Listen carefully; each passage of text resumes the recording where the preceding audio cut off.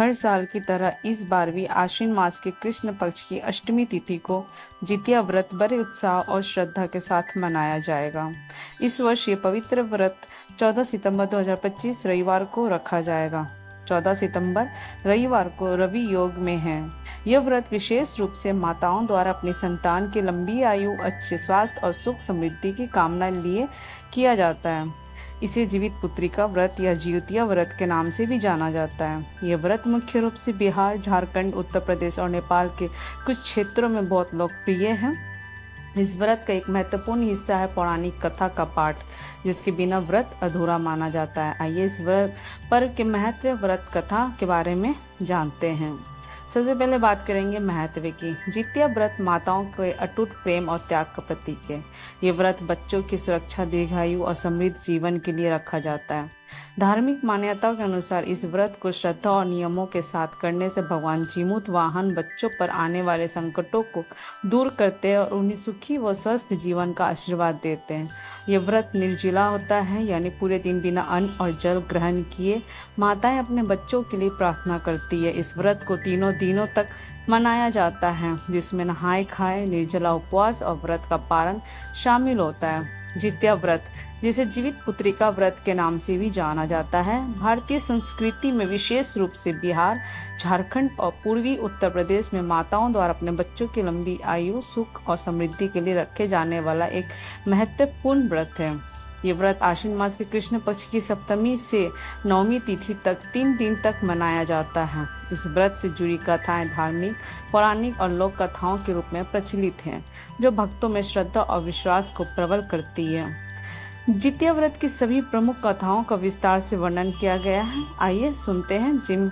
सबसे पहले जीमूत वाहन की कथा।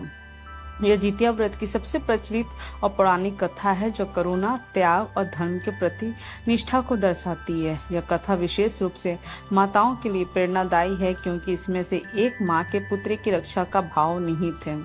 पौराणिक कथा के अनुसार प्राचीन काल में जीमूत वाहन नामक एक गंधर्व राजकुमार थे, जो अपनी दयालुता, धर्मपरायणता और साहस के लिए प्रसिद्ध हैं।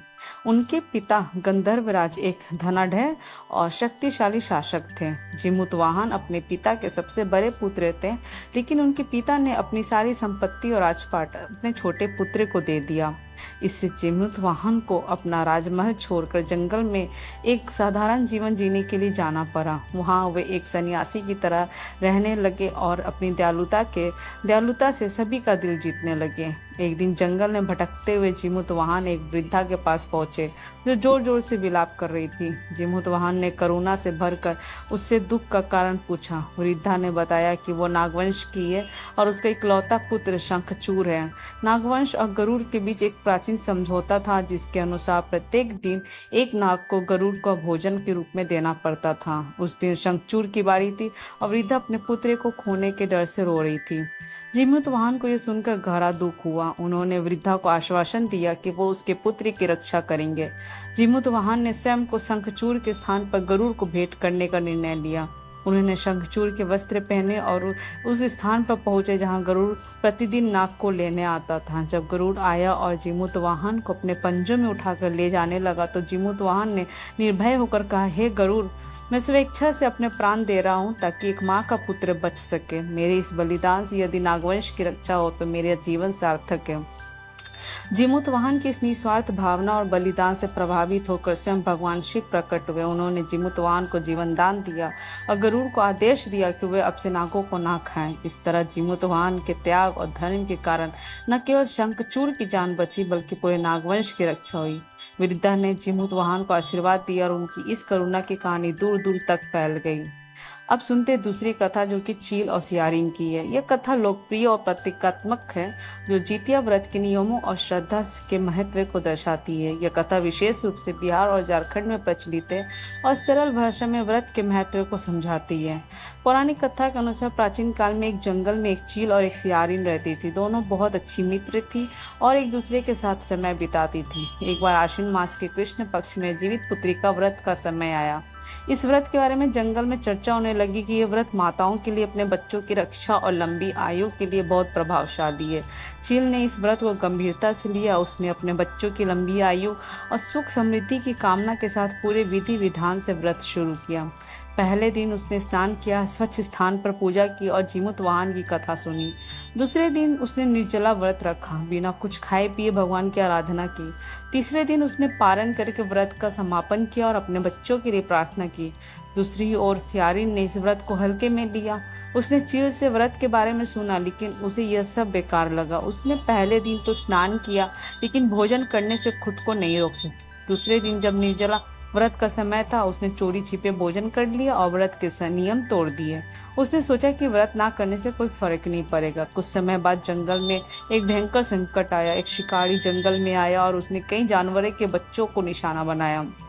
सियारिन के बच्चे संकट का शिकार हो गए और असमय ही उनकी मृत्यु हो गई। सियारिन बहुत दुखी हुई और अपने बच्चों के खोने का दर्द सहन नहीं कर सके। दूसरी ओर चील के बच्चे इस संकट से सुरक्षित रहे और स्वस्थ जीवन जीते रहे। सियारिन ने चील से इसका कारण पूछा। चील ने उसे बताया कि उसने जितिया व्रत को पूरे नियम और श्रद्धा के साथ रखा था, जिसके कारण उसके बच्चों की रक्षा हुई। सियारिन को अपनी गलती का एहसास हुआ। उसने चील से क्षमा मांगी और अगले वर्ष उसने भी पूरे विधि विधान से जितिया व्रत रखा।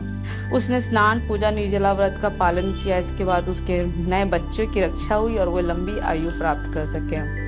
अब जानते हैं महाभारत काल की कथा। जीवित पुत्रिका व्रत की एक अन्य कथा महाभारत काल से भी जुड़ी है।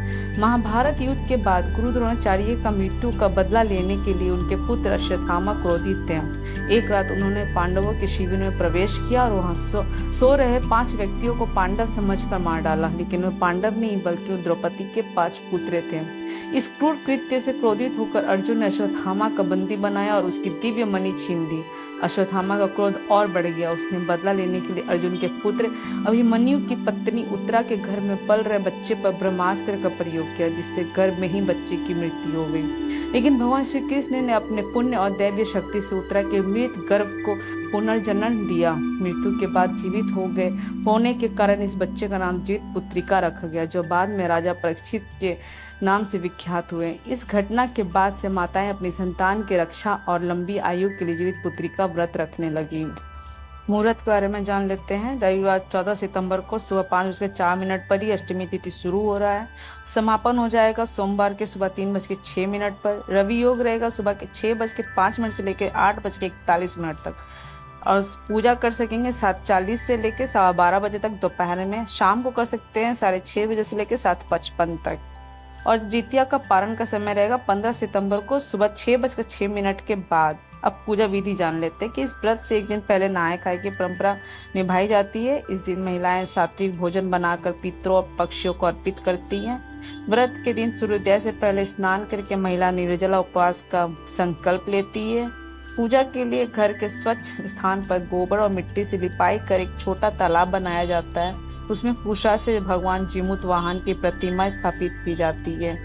इसके साथ ही चील और सियारिन की प्रतिमाएं भी बनाई जाती है और उनकी पूजा की जाती है। व्रत कथा का श्रवण या पाठ करने के बाद अगले दिन पारण कर व्रत पूरा किया जाता है और इस समय भगवान जीमूत वाहन से संतान की लंबी उम्र और कल्याण की कामना की जाती है। उम्मीद है आपको ये जानकारी अच्छी लगी होगी। नया है तो प्लीज सब्सक्राइब करें, लाइक करें, शेयर करें। Thank you.